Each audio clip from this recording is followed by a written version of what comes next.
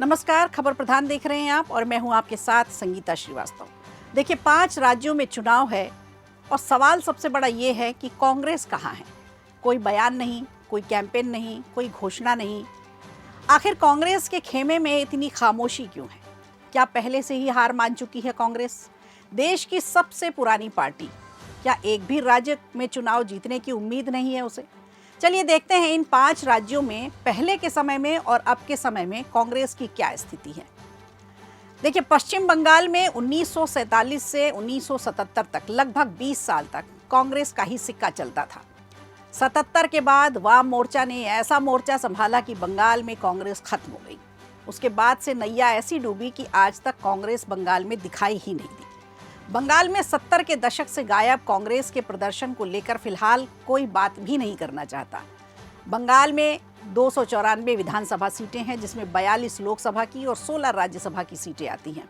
और सोचने वाली बात यह है कि राजनीतिक रूप से महत्व के इस राज्य में कांग्रेस की दुर्दशा और दयनीय हालात कांग्रेस को कभी परेशान भी नहीं करती।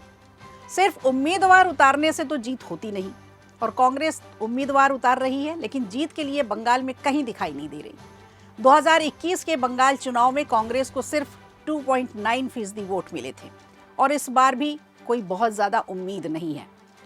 तो बंगाल में कांग्रेस की हालत बिल्कुल खस्ता है और कांग्रेस इस बात को मान चुकी है कि वो कहीं नहीं है, क्योंकि वैसे भी मुख्य मुकाबला देखने में जो आता है वो बीजेपी और टीएमसी के बीच है। तो कांग्रेस यहाँ से गायब ही है। अब चलिए बात करते हैं असम की। तो कांग्रेस ने 2001 के बाद से लगातार 3 सरकारें असम में बनाई।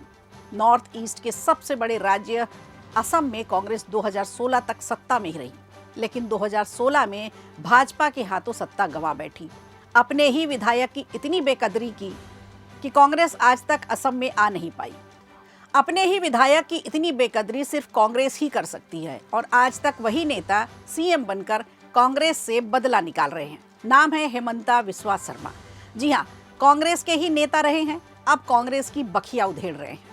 असम में कांग्रेस बीजेपी के बाद सबसे बड़ी पार्टी है, लेकिन बीजेपी से असम वापस लेने को लेकर कांग्रेस ने अब तक कोई रणनीति नहीं बनाई, या बनाई भी है तो ऐसा कुछ नजर नहीं आ रहा। चुनाव के बीच सांसद और पूर्व प्रदेश अध्यक्ष का पार्टी छोड़कर जाना पार्टी की हालत को बताता है। बहुत से नेताओं का पलायन हुआ है। भले ही प्रियंका गांधी को स्क्रीनिंग कमेटी का सर्वा बनाया हो, प्रियंका गांधी को असम की कमान सौंप दी हो, लेकिन वो कोई चमत्कार कर दें इसकी संभावना कम ही दिखाई पड़ रही है। तो असम में तो लोग मानकर चल रहे हैं कि बीजेपी फिर से रिपीट हो रही है। और अब बात करते हैं तमिलनाडु की। तो तमिलनाडु में कांग्रेस पूरी तरह से डीएमके पर निर्भर है। तमिलनाडु में कांग्रेस 1967 के बाद कभी मजबूत नहीं रही और इस बार कोई चमत्कार कर दे इसकी भी कोई उम्मीद दिखाई नहीं पड़ रही। अगर डीएमके सरकार बना लेती है तो कांग्रेस को बस इतनी तसल्ली होगी कि वो सत्ता में भागीदार हो सकती है, अगर वो भी डीएमके चाहे तो। अब चलते हैं केरल आपको। तो केरल ही एक ऐसा राज्य है जहां कांग्रेस को थोड़ी बहुत उम्मीदें हैं। कांग्रेस के नेतृत्व में यूडीएफ की सरकार बनने की यहाँ संभावना जताई जा रही है।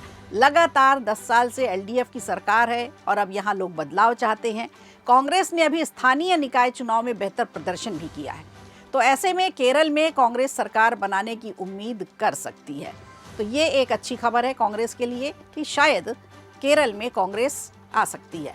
अब बात करें पुडुचेरी की, तो ये एक छोटा सा राज्य है। कांग्रेस डीएमके के साथ मिलकर यहाँ चुनाव लड़ रही है और एनडीए की सरकार को हराने की पूरी उम्मीद कर रही है। पुडुचेरी में एनडीए गठबंधन बहुत ही मजबूत है। तो 5 राज्यों में बंगाल, तमिलनाडु, केरल, असम और पुडुचेरी में सिर्फ केरल में कांग्रेस की सरकार बनती दिख रही है।